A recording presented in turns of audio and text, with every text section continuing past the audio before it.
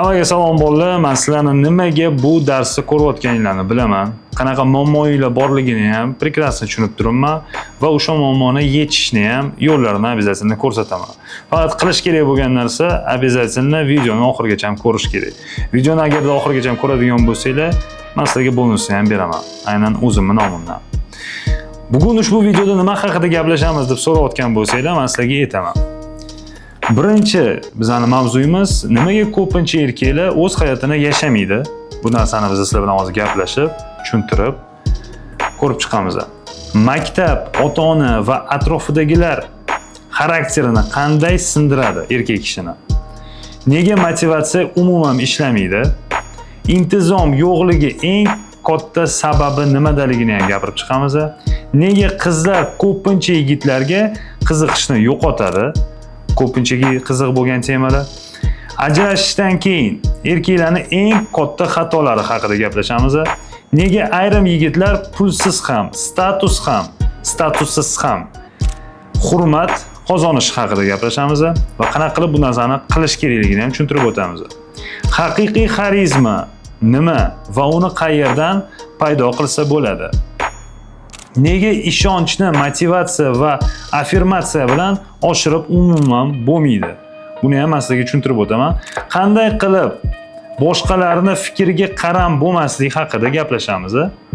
Nega aynan siz hayotingizni doim ertaga qoldirishingiz sabablarini ko'rib chiqamiz.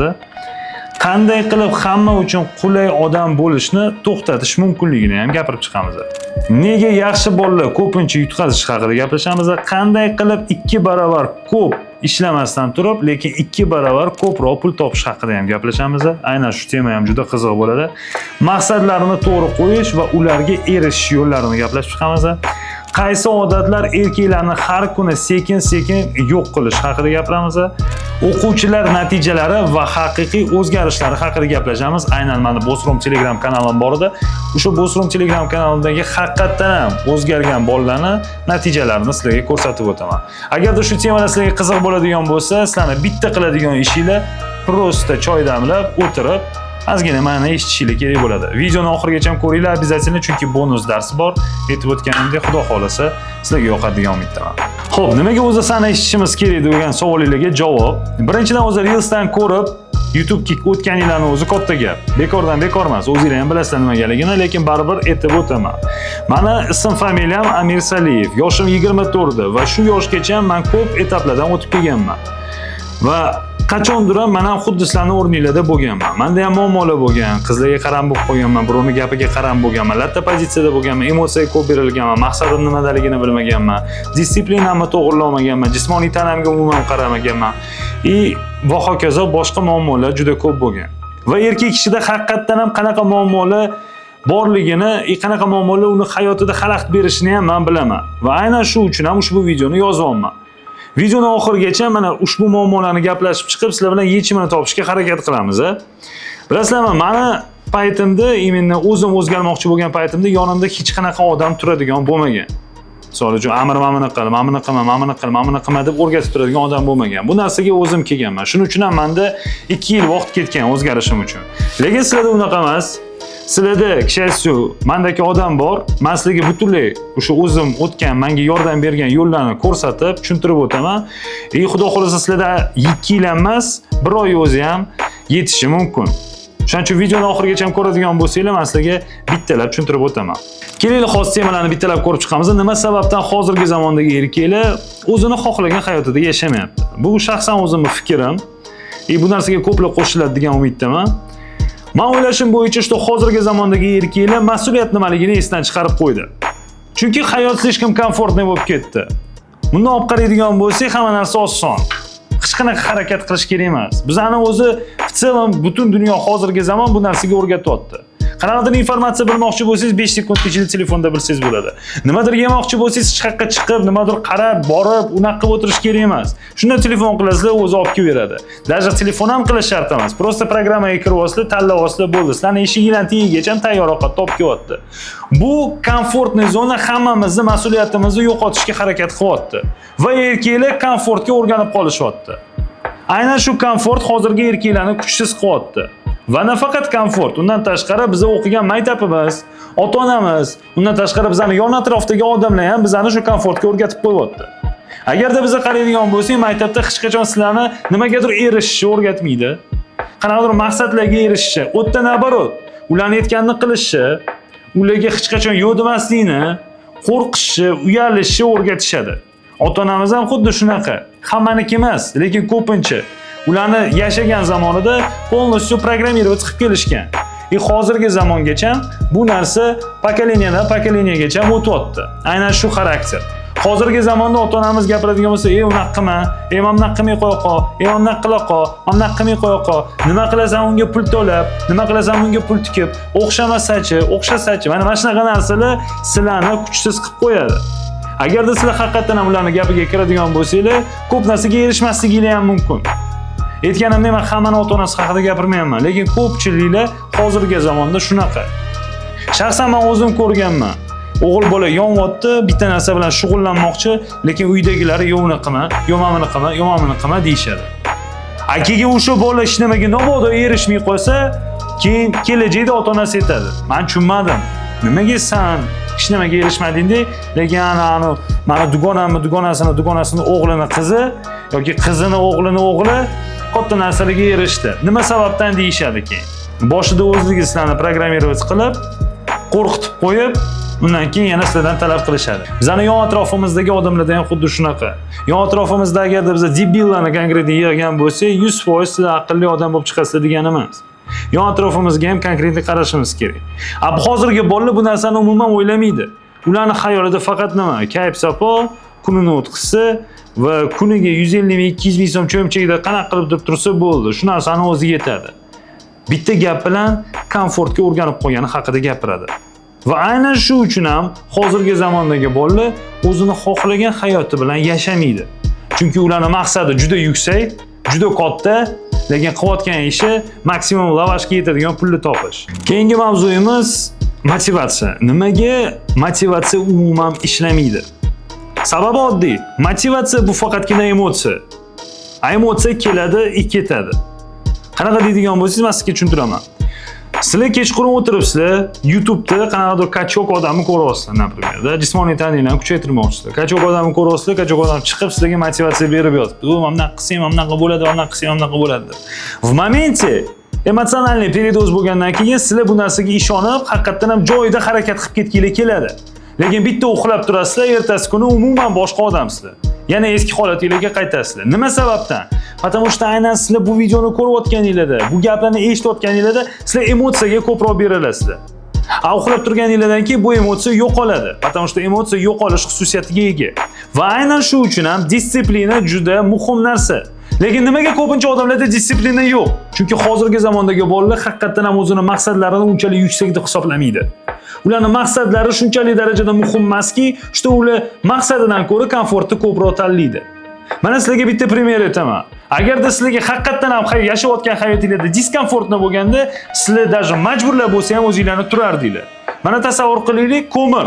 Mana yonib turgan ko'mir. Agarda shu ko'mirga sizlarni yotqizsa, например, sizlar u ko'mir ustida qancha yota olasizlar? 1 sekund, 2 sekund, 3 sekund. Keyin sizlar turib ketasizlar. Nima sababdan turib ketasiz? Chunki sizlarga ko'mir ustida yotish maksimal darajada diskomfortli bo'lgani uchun. Va aynan shu uchun ham hozirgi bolalar harakat qilmaydi. Chunki ular yashayotgan hayoti komfortni. Yashayotgan hayoti komfortni nima sababdan? Потому что erishmoqchi bo'lgan maqsadlari unchalik u uchun важный emas. Agarda haqiqatan ham erishmoqchi bo'lgan maqsadlari muhim bo'lganda, u odam hech qachon bunaqa yotmas edi. Hech nima qilmasdan o'tirmas edi. Maqsadlariga erishishga harakat qilardi. Va aynan shu videoda men sizlarga o'sha maqsadga erishishga yordam beraman. Endi esa keyingi mavzuga o'tamiz. Nima sababdan ko'pincha qizlar sizlarga qiziqishini yo'qotadi? Shu savolga qachondir o'zingizlar javob berganmisizlar? Men sizlarga javob beraman. Ko'pincha qizlar erkaklar sezmaydigan narsani ham sezadi. Erkaklar даже qizlar sezishini ham bilmaydi. Tasavvur qiling, bitta bola qanaqadir qiz bilan gaplashyapti. U qiz bu bolani yoqtirib qoldi. Bo'ldi. Mana xarakteri yoqdi, xarizmasi yoqdi, o'ziga bo'lgan ishonchi yoqdi, ko'rinishi yoqdi, bo'ldi. Lekin vaqt o'tgandan keyin bu qizda bu bolaga nisbatan qiziqishi yo'qolyapti. Bu bola o'ylashi mumkin. Biling, nima sababdan yo'qotayotgan ekan? Men chiroyimmi debmi? Yo'q. Vроде бы boshida ham shunaqa ko'rinishda edim, hozir ham shunaqa ko'rinishdaman. Pulimmi debmi? Yo'q, vроде бы boshida ham pulim bor edi. 9 million oylik ishlardim, hozir ham 9 million oylik ishlayapman. Status debmi? Yo'q. Boshida ham xuddi shu tanish bilish bor edi, hozir ham xuddi shu tanish bilish bor. Lekin nima sababdan bu qiz menga qiziqishini yo'qotyapti degan savol berasizlar o'zingizga o'zingizlar. O'shanda men sizga aytaman. Bu bola bu qiz bilan munosabatda bo'lganda shunchalik darajada bu bolaga shu qiz yoqib qolgan, что hamma narsada bu qizni ko'yniga qarashga harakat qilgan. O'zi o'ylayotgan narsani gapirishga qo'rqqan, yo'q deyishga qo'rqqan, pastdan orqasidan yugurgan va o'zini kuchini yo'qotgan. Qizlar bu narsani ko'radi. Ha, bo'ldi. Bu bola qarochi mana kompot bo'libdi. O'zini kuchini yo'qotdi. Boshidagi bo'lgan bu bolada xarizma yo'q. Boshidagi bo'lgan unga o'ziga ishonch yo'q. Men nima qilaman bu bolani deydi. Agarda bu bola meni oldimda o'zini kuchsiz ko'rsatayotgan bo'lsa, qanaqasiga men o'zimni hayotimni bu bolaga ishonishim mumkin deydi. Bu narsa instinktivni keladi, tushunasizlarmi? Intuitsiya orqali bu narsani qizlar sezadi. Erkaklar bu narsani tushunmaydi. Ular o'ylashadiki, agarda qiz bolaning orqasidan ko'proq yugursam, ko'proq harakat qilsam, bu qiz mendan ketmaydi deb o'ylaydi. Lasharalar. Aynan ko'proq yuguradigan bo'lsangiz, ko'proq harakat qiladigan bo'lsangiz, o'zingizni kuchingizni yo'qotsangiz, o'zingizni hurmatingizni o'zingiz uchun yo'qotsangiz, shunchalik darajada yugursangiz, что siz o'zingizga o'zingiz yoqmaydigan darajada yuguradigan bo'lsangiz, mana shunda siz o'zingizni pozitsiyangizni yo'qotasiz va qiz bola qiziqishini, sizga bo'lgan nisbatan qiziqishini aynan shu uchun yo'qotadi. Va, конечно, u qizda sizga bo'lgan nisbatan qiziqishi yo'qolgandan keyin sizni oldingizdan ketadi. Ketsa ham qiz bola hech qachon prosta tak ketib qolmaydi. Mana men sizga garantiya beraman, hech qaysi qiz hech qachon prosta tak ketib qolmaydi. Ketadigan bo'lsa, значит, uni qaqqadir boradigan joyi bor bo'lgandan keyin, o'sha narsani tayyor qilib qo'ygandan keyin ketadi. Sekin ketadi, 1-2 oydan keyin bilasizlar, что bu qiz уже boshqasi bilan gaplashyapti. Hatto sizlarning oldinglardan ketishi boshlashidan turib, u qiz уже bilgan kim bilan gaplashishi. Qiz bola hech qachon pustoy joyga ketmaydi xullas. Ketsa ham kimdir oldiga ketadi. O'sha ketadigan odam уже tayyor turgandan keyin ketadi. Xo'p, ketdi. Lekin ko'pincha bola katta xato nimada qiladi deb so'rasanglar, men sizga aytaman. Qiz bola ketgandan keyin ko'pincha dojiklar, именно lattalar u qizni qaytarishga harakat qiladi.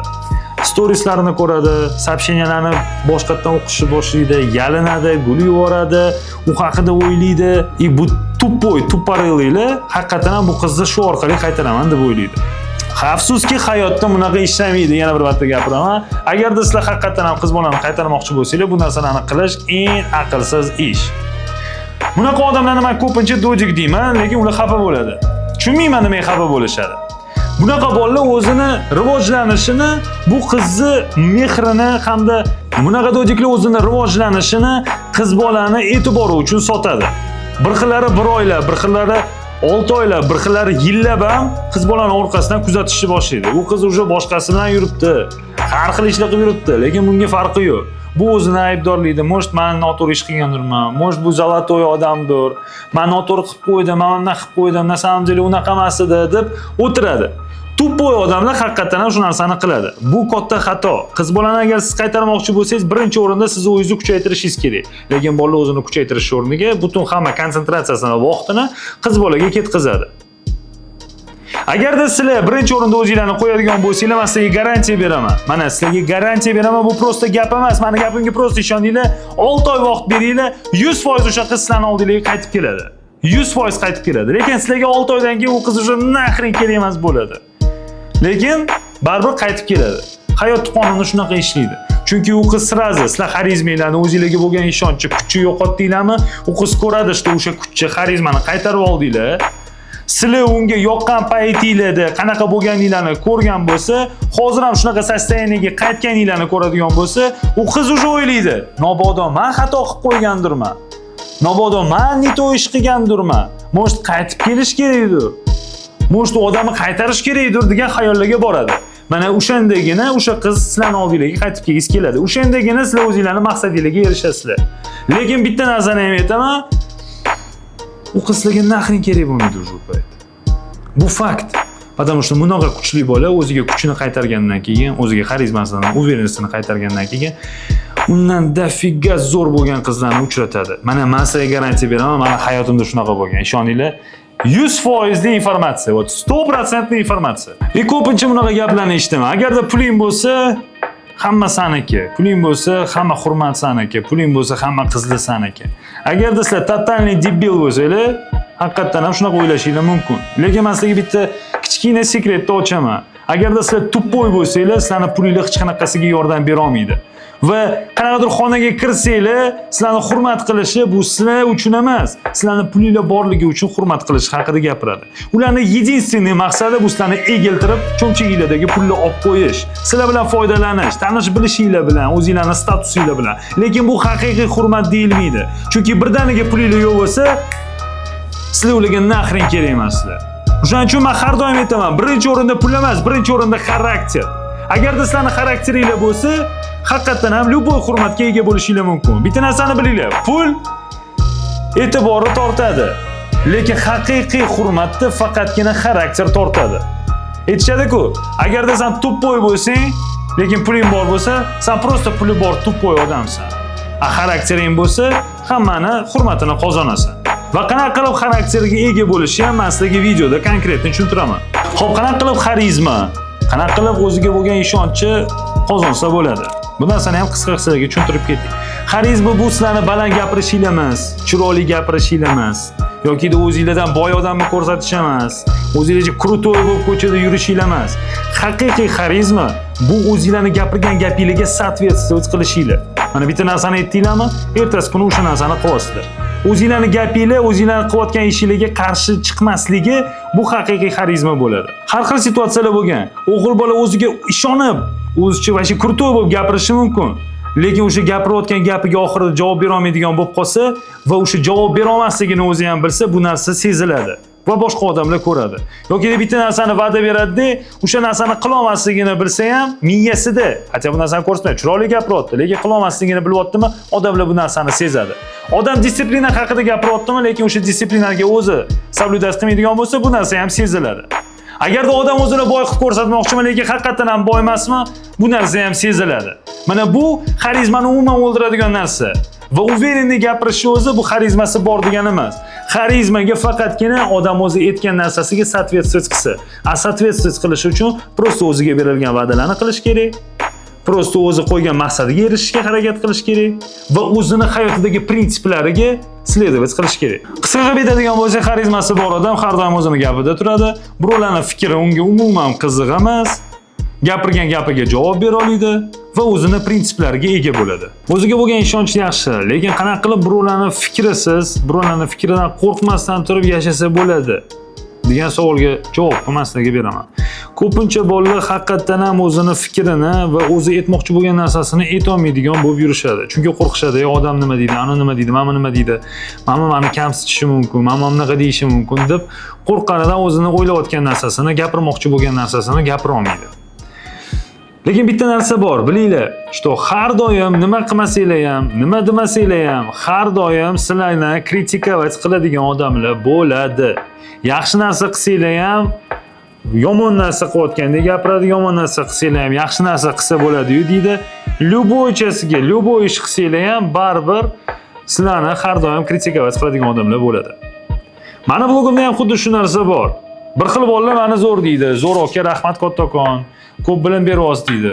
Qolgan bolalar, jinniroqmisan, nima aqllichilik qilyapsan deydi. Aqllichilik qilmasam, shuncha mahorating bor, nimaga gapirmayapsan deydi. Tushunasizmi? Po-любому nima qilmasanglar ham odamlar har doim sizlardan norozi bo'ladi.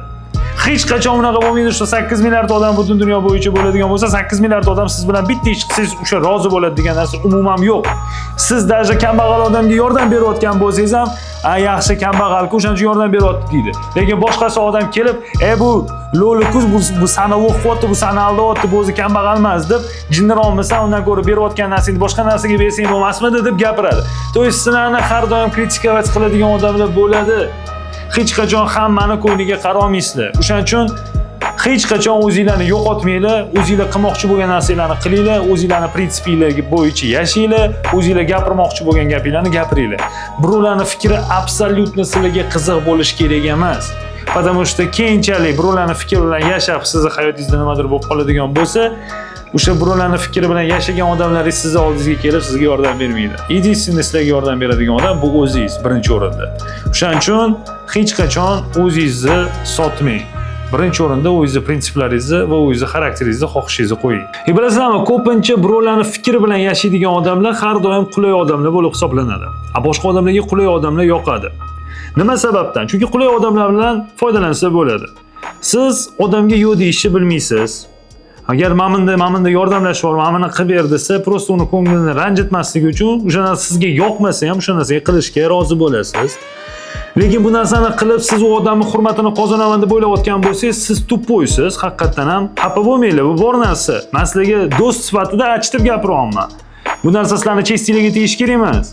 Bu narsa sizlarga tegayotgani sizlarning chestiligiga tegish kerak birinchi o'rinda. Shuning uchun aytmoqchi bo'lgan narsam, sizlar birovlarning ko'yniga qarab, men uni hurmatini qozonaman, u meni hurmat qiladi, keyingi safar menga yordam beradi deb o'ylayotgan bo'lsanglar, hayotda unaqa ishlamaydi.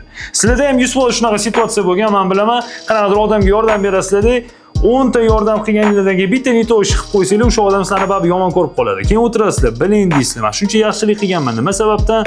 Bitta dona xato ishim uchun bu hozir odam men bilan bunaqa gaplashyapti. Потому что bu odam sizlar bilan foydalangan. U odamga plivat siz nima qilyapsiz, qanaqa qilyapsiz. U odam prosta u xohlayotgan narsani qilib bersanglar bo'ldi. Sizlar prosta komfortli odamsizlar. Va aynan shu uchun ham komfortli odamlarni hech qachon hurmat qilmaydi. Haqiqatan ham hurmat qiladigan, haqiqatan ham qo'rqadigan odam bo'lish uchun birinchi o'rinda odamlarga yo'q deyishni o'rganish kerak. Endi u narsani qanaqa o'rganamiz desanglar, men sizlarga uni haliroq tushuntirib beraman. Yo'q deyishdan qo'rqishadi. Endi u narsani bilmoqchi bo'lsanglar, men sizlarga aytaman. Nima sababdan o'zi ko'pincha erkaklar yo'q deyishdan qo'rqadi? Потому что ular o'zini yomon odamdek his qilishadi. Mana misol uchun qanaqadir odam yordam so'rayaptimi, u odamga siz yordam bergingiz kelmayapti misol uchun. Kiyimingiz kir bo'lishi mumkin, nimadir bo'lishi mumkin. Yordam bergingiz kelmayapti, o'sha ishni qilgingiz kelmayapti, lekin siz qo'rqqaningizdan yo'q deyish o'rniga ha deb qo'yasiz. Sababi nimada? Chunki uni ko'zida siz yomon ko'ringiz kelmaydi. Sizlarning xayolingizda agarda men bu odamga hozir yo'q deb qo'ysam, bu odam meni yomon deb o'ylashi mumkin, yoki qanaqadir gunoh ish qilib qo'yishim mumkin, yoki neto ish qilib qo'ygan bo'lishim mumkin. Yo'q, absolyutno yo'q bolalar. Sizlar noto'g'ri ish qilasizlar agarda sizlar o'zingizlarni xohlamagan ishinglarni qiladigan bo'lsanglar. Xo'p, tasavvur qiling, qanaqadir odam sizdan yordam so'rab kelyapti. Siz unga yo'q deyish o'rniga xo'p deyapsizda, yordam berishga harakat qilyapsiz, lekin bu ishni qilgingiz kelmayapti. Bu odamga seziladi. Tushuninglar, odamlar yon atrofinglardagi odamlar to'poy emas. Seziladi. Agarda siz haqiqatan ham yordam bermoqchi bo'lsangiz, u odam yordam sifatida siz qilayotgan ishingizni qabul qilishini xohlayotgan bo'lsangiz, siz u ishni xohlab qilishingiz kerak. Lekin siz xohlamasdan qilayotgan bo'lsangiz, siz o'zingizni hurmatingizni yo'qotasiz. Birinchi o'rinda, потому что odam tushunadi. Bu xohlamasdan qilyapti, lekin baribir yo'q deyishga qo'rqyapti. Mayli, pofik, ishlayversa, keyingisida ham zato foydalanaman bu odam bilan deydi. Tushuninglar, yo'q deyish bu yomonlik emas. Naborat, ha deb o'zini xohlamaslikka olib kelish, to есть o'zini xohlamasdan turib ha deyish, mana shu narsa yomon demoqchiman. Tilim aylanib qoladi. Keling endi pul masalasiga o'tamiz. Qanaqa qilib odamlar ko'proq harakat qilmasdan turib 2, 3, 4x ko'proq pul topishni boshlaydi? Hamma gap harakatda emas bolalar. Hozirgi zamonda ko'p harakat qilish kerak emas ko'p pul topish uchun. Chunki shunaqa odamlar bor, ofisda o'tirib turib 20-30 million dollar topishi mumkin. Грубо говоря. Shunaqa odamlar bor, dalada yer chopishadi, issiqda ertalabdan kechgacha 18 soatlab, 16 soatlab ishlashadi, lekin topadigan puli bir oyga bemalol yetishi mumkin maksimum. Nima qilsa bo'ladi desanglar, men sizga aytaman. Hozirgi zamondagi tendensiyalarga qarash kerak. Hozirgi zamonda eng kuchli bo'layotgan narsa bu nima? Bu marketing hamda sun'iy intellekt. Ipaka bunaqa imkoniyat borligida o'sha imkoniyat bilan foydalanish kerak. Bilasizlarmi? Har doim birinchi o'rinda birinchi bo'lib boshlagan odam katta pul topadi. Mana misol uchun Bitcoin paydo bo'ldi. Kriptovalyuta. Kriptovalyuta paydo bo'lgandan keyin ko'plar bu narsaga ishonmadi. Lekin o'sha kriptovalyuta bilan birinchi shug'ullangan odamlar hozirgi zamonda juda boy. Endi qanaqa odamligini, ism familiyalarini men bilmayman, men bu narsaga qiziqmaganman. Lekin men prosta bu narsaga uverinman, что Bitcoin bilan haqiqatan ham kriptovalyuta bilan shug'ullangan birinchidan bo'lgan odamlar по-любому boy. Instagramdagi blogerlarni gapiradigan bo'lsak-chi, даже O'zbekistondagi karantin paytida boshlagan blogerlar hozir necha mingdir dollarlarni topyapti. Bu narsa ham sekret emas. O'zingizlar ham прекрасно bilasizlar. 5000 dollar ular uchun juda kichkina pul, 10000 dollar ham kichkina pul. Ular kamida 20000 plyus topishadi. Nima sababdan? Потому что ular blogerlikni именно eng avji paytda boshlagan. Birinchilardan bo'lib boshlashgan. Endi esa hozirgi zamonimizga sun'iy intellekt kelyapti va sun'iy intellekt hozir eng svejiy tema. Sun'iy intellekt bilan birinchi shug'ullangan odam hozir haqiqatan ham katta pul topishi mumkin. Chunki butun dunyoda hozir sun'iy intellekt kuchayyapti va hammamiz bilamiz kelajak va bu sun'iy intellekt orqasida. Hozirgi zamongacha ham даже boshqa davlatlarni aytadigan bo'lsak ham, odamlarni bo'shatib yuborib, ularning o'rniga уже sun'iy intellekt o'tiryapti. Odamlarni уже sun'iy intellekt almashtirib qo'yyapti. Uni o'rnini bosa olyapti. Hozirgi zamonda faqatgina sun'iy intellektni ishlatishni biladigan odamlar haqiqatan ham katta pul topishi mumkin. Qanaqa qilib bu narsani qilamiz desangiz, videoning oxirida men sizlarga gapiraman. Tushuntirib o'taman sun'iy intellektdan qanaqa pul topishni. Va hammamiz bilamiz, ko'pchilik odamlarda maqsadlari bilan katta muammo bor. O'ziga katta maqsad qo'yishadi, lekin u narsaga erisha olmaydi. Hop, qanaqa qilib bizni to'g'ri maqsad qo'yib, o'sha narsaga erishsak bo'ladi degan savollarga men javob beraman. Bitta narsani bilinglar, har bir odam qanaqadir o'ziga maqsad qo'yayotgandan keyin u o'zining maqsadiga ishonish kerak. Bu narsaga erishishiga ishonish kerak. Bu degani u maqsad uchun qanaqa jertvalarga borishini bilish kerak, qanaqa qiyinchiliklardan o'tishini bilib, o'sha qiyinchiliklarga mentalni tayyor turish kerak. Lekin ko'pincha bolalar hammasi emotsiyaga berilib katta maqsad qo'yishadi, lekin haqiqatan ham o'shanga erishish uchun определенный yo'llardan o'tish kerakligini tushunib yetmaydi va qanaqa narsalarni yo'qotish kerakligini tushunib yetmaydi va bu narsaga tayyor turmaydi. Lekin maqsadi turadi va aynan shu uchun ham o'sha maqsadlarga erishmaydi. Meni sizlarga beradigan maslahatim, agarda sizlar katta maqsadga hali erishishingizga ishonmayotgan bo'lsanglar yoki o'sha erishmoqchi bo'lganingizda o'sha yo'lidagi qiyinchiliklarga tayyor bo'lmasanglar, undan ko'ra katta maqsad qo'ymanglar. Kichkina maqsaddan boshlasangiz ham bo'ladi. O'sha katta maqsadga erishsa ham bo'ladi, lekin kichkina maqsaddan qo'yib kelib boshlasanglar ancha qulayroq bo'ladi. Kichkina maqsadni qo'yasizlar, o'shanga erishasizlar. Chunki u kichkina, unaqa qiyin emas. Unga erishganingizdan keyin yana erishasizlar, yana boshqasiga erishasizlar, yana boshqasiga erishasizlar. Qarasanglar, o'sha katta maqsadingizga yaqin bo'lib qolasizlar. Mana bu sizlarga aynan maqsadlarga erishish bo'yicha life hack. Haqiqatan ham hammaga yordam beradi, menga ham bu narsa katta foyda bergan. Mana shu paytgacha ham shuncha narsani sizlarga tushuntirdim bolalar. Lekin bu narsa mingdan biri ham emas. 10 mingdan biri ham emas. Men sizlarga bor narsani gapiryapman. Bilimlar juda ko'p, aytib beradigan narsam ham juda ko'p. Gapiradigan bo'lsam, bunaqa yarim soatlik darslarni men kerak o'zi 10 ta, 15 ta, 100 talab yozishim mumkin. Потому что gap tugamaydi. Bilasizlarmi? Meni o'zimni undan oldin Bossroom degan kanalim bor edi. Afsuski hozir u kanal yopildi. Потому что u kanal как испытательный личный o'zim uchun va Bossroom kanalida 250 tadan oshiq odamni qabul qilganman.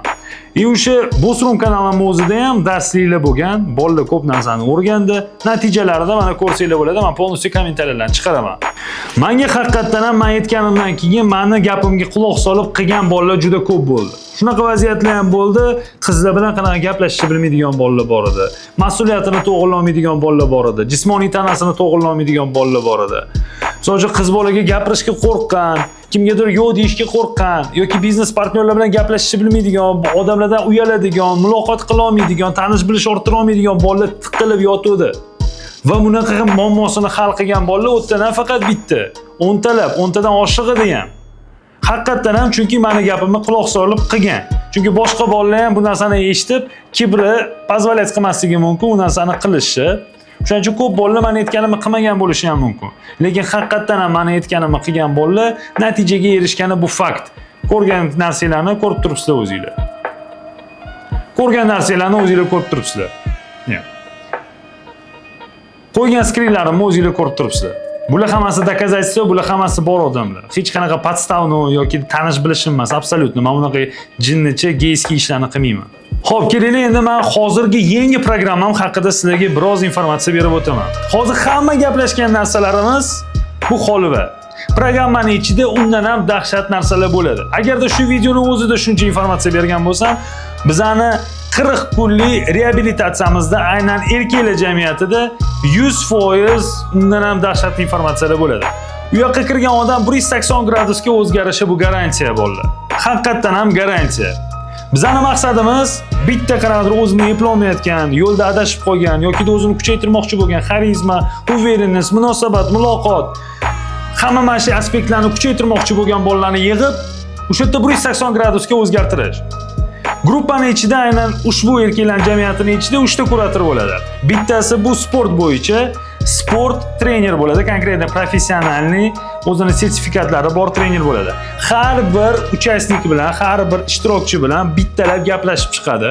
Kimga jismoniy tanasini kuchaytirish kerak bo'lsa, mana kiyim kiyganingizda iloji bo'lsa ideal darajada o'tiradigan sostoyaniyagacha xullas shu trener sizlarni olib keladi. U sizlarga uyga vazifalarni beradi, uyga vazifani tekshiradi. Undan tashqari kimgadir vazn tashlash kerak bo'lsa, vazn tashlashni o'rgatadi, diyeta orqali, kimgadir yig'ish kerak bo'lsa, yig'ishni ham o'rgatadi. Butunlay hamma instruksiyani sizlarga beradi. Ikkinchi kurator, конечно же, bu men. Biznes, muloqot, xarizma, munosabat, itagdali hamma narsani men sizlarga o'zim tushuntiraman. Kunlik darslar qo'yiladi. 40 minut, 30 minutdan bo'ladi. U yoqda hech qachon Instagramda eshitgan ma'lumotlarni eshitmaysizlar. Chunki u yoqdagi hamma barcha ma'lumot yangi ma'lumot bo'ladi. Sveji, haqiqatan ham o'zim hamma bilgan bilimlarimni sizlarga beraman. Undan tashqari men sizlar bilan u yoqda muloqot qilaman, jonli efirlar ham bo'ladi. Xudo xolasa nasib qilsa ko'rishishimiz ham mumkin. Chunki men o'zim hamma o'sha ishtirokchilarni yig'ib Toshkentda iminni ko'rish niyatim bor. Va uchinchisi esa bu sun'iy intellekt orqali pul topish. Men sizlarga undan oldin aytib o'tdim. Sun'iy intellektdan haqiqatan ham hozirgi paytda pul topsa bo'ladi. Qanaqa qilibligini agarda siz umuman sun'iy intellektni tushunmasangiz ham bo'ladi. Qanaqa qilib 0 dan boshlab 100% gacha daromadga chiqishni men sizlarga o'rgataman hamda tushuntiraman. Men emas, boshqa kurator, to'yz adashdim. Yana bitta kurator bo'ladi sun'iy intellekt bo'yicha. Ular sizga butunlay uyga vazifalarni berib, tekshirib, xudo xolasa sizlarni daromadga olib chiqish maqsadida bo'ladi. Kim uchun bu guruh umuman to'g'ri kelmaydi? Agarda sizlar shu odamning toifasiga kirayotgan bo'lsanglar, umuman bizga yozmasanglar ham bo'ladi. To'g'ri kelmaydigan odamlar, agarda sizlar qanaqadir sehrli tabletkani qidirayotgan bo'lsanglar yoki bitta nimadir eshitib qolib aqllilashib qolaman yoki bitta ko'rib aqllilashib qolib hamma narsani tushunib olaman deb o'ylayotgan bo'lsanglar, bu guruh sizlar uchun emas. Потому что har bitta qiyinchilikning orqasida harakat bor. Agarda siz haqiqatan ham qimmatbaho informatsiyaga ega bo'lmoqchi bo'lsangiz, ko'p narsani bilmoqchi bo'lsangiz, ozgina vaqt kerak bo'ladi va aynan shu uchun ham meni reabilitatsiyam 40 kun davom etadi. 40 kun davomida biz sizlarni boshqa darajaga olib chiqish niyatimiz bor. Lekin sizlar men 40 kun chidolmayman yoki-da yo'q, men bu guruhga kira olmayman, men pul ketkizgim kelmayapti, undan ko'ra yoqqa borib lavashga ketkizaman yoki undan ko'ra yoqqa borib sigaretga ketkizaman deyotgan bo'lsanglar, пожалуйста. Bu guruhim absolyutno sizlar uchun emas. Men sizlarni o'zim bu guruhda ko'rish niyatim yo'q.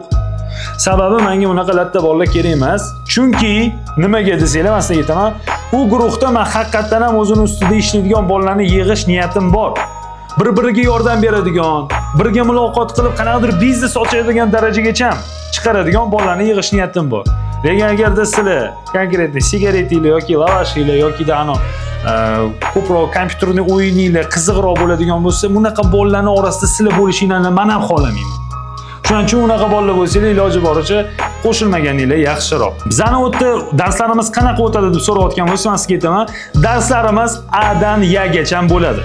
То есть birinchi bo'lib erkak kishiga nima именно важный bo'lsa, o'sha narsalar tushuntirilib o'tib, sekin oxirigacha olib boramiz. Eng qizig'i, har bitta dars bir-biri bilan bog'langan bo'ladi.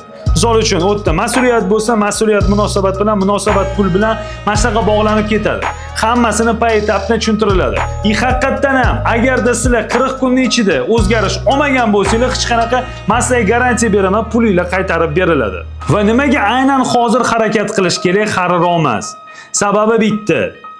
Qachongacha sizlar har bitta ishinglarni ertaga qilaman, indinga qilaman deb qoldiraverasiz. Mana to'g'risini aytinglar, millionta odamlar bor, ertaga qilaman, bir kundan keyin qilaman, bir haftadan keyin qilaman, bir oydan keyin qilaman deb haligacha, mana 20 yoshgacha, 30 yoshgacha haligacha o'sha ishini qilmagan. Sababi nimada? Потому что sizlarning qilayotgan ishinglar faqatgina o'zingizlarni aldashinglar. Agarda sizlarning haqiqatan ham niyatinglar bo'lganda, sizlar davno qilgan bo'lardinglar. Bu narsa ham xuddi shunaqa narsa. Sizlar hozir keyin olaman, ertaga olaman, keyingi oy olaman. Olmaysizlar. Undan ko'ra вообще umuman o'ylamay qo'ya qolinglar bu narsani. Chunki haqiqatan ham o'zgarmoqchi bo'lgan odam hozir qiladi. Mas'uliyat imini mana shunaqa payt tekshiriladi. Mana shunaqa paytdan boshlanadi. Shuning uchun agarda siz mas'uliyatni olishni umuman bilmaydigan odam bo'lsangiz, guruhimda men sizni ham kutmayman shundoq. Agarda siz shu videoni oxirigacha ko'rgan bo'lsangiz, o'zingiz uchun bitta qarorga kelishingiz kerak. Yoki siz haqiqatan ham hozir notebookingizni yoki telefoningizni o'chirib qo'yasizda, o'zingiz yashayotgan hayotingizni hech nima o'zgartirmasdan dalshi yashaysiz. yokida o'zingizni kelajagingizga qancha bir zarracha bo'lsa ham, qancha bu zarracha emas, bu juda katta o'zgarish. No, zarracha bo'lsa ham o'zgartirishni kirgizasizda, kelajakda juda katta natijalarga erishishingizga aynan shu qilayotgan qaroringiz sababchi bo'lishi mumkin. Потому что hozirgi kunda hamma bo'layotgan narsamiz bu qachondir qilgan tanlovimizning natijasi. Hozirgi qilayotgan tanlovimiz bu bizning kelajakda bo'ladigan narsalarimizni, bizning natijamizni ishodi. Agarda sizlar haqiqatan ham mas'uliyatliroq, muloqotda zo'r gapirib tashlaydigan, odamlar bilan kelishib ketadigan, odamlarga yo'q deb hurmatini joyiga qo'yadigan, latta pozitsiyada absolyutni hech qachon bo'lmaydigan, qizlar bilan to'g'ri muloqot qilishni biladigan, psixologiyani tushunadigan, jismoniy ta'nani kuchaytiradigan, pul topadigan odam bo'lmoqchi bo'lsangiz, shuncha plyuslar bor. Unaqada 40 kunlik erkak jamiyatimiz siz uchun. Narxi haqida so'raydigan bo'lsanglar, men sizlarga aytaman, narxi atigi arzimagan $100. Kimdir qulog'i uchun bu ko'p eshitilishi mumkin, lekin men sizlarga javob beraman, bu absolyutni kichkina summa. Absolyutni kichkina summa. Chunki hozir sizlar jismoniy ta'na bo'yicha trener olaman desanglar ham plus minus $100 chiqadi. Figня. Absolyutni kichkina summa. Men bitta guruhi ichida sizlarga jismoniy ta'na bo'yicha, munosabat bo'yicha, psixologiya bo'yicha, xarizma bo'yicha, uverенность bo'yicha, muloqot bo'yicha hamda sun'iy intellekt bo'yicha darslarni beryapman. Sizlar $100 ga даже sun'iy intellekt bo'yicha darslarni ham hozir sotib ololmaysizlar. Normalniy darslarni. O'shaning uchun bolalar men sizlarga hozir 3 tasi birdaniga yig'ilgan bitta jamiyatni taklif qilyapman. Va bu jamiyatda eng asosiysi nafaqat darslar, undan tashqari o'sha jamiyatdagi odamlar tanish bilish, tanishishlar ancha osonroq bo'lishi. O'shaning uchun bu summa absolyutni nikchomniy summa. To'g'risini aytadigan bo'lsak. Agarda sizlar kirmoqchi bo'lsanglar, hoziroq pastga o'tasizlar. Pastda link qoldirganman, o'sha linkka bossanglar, avtomatik sizlarga bonus dars beriladi. Va undan tashqari sizlarga aynan guruhga kirish uchun taklifnoma beriladi. Qiladigan ishinglar faqat o'z qo'lingizda.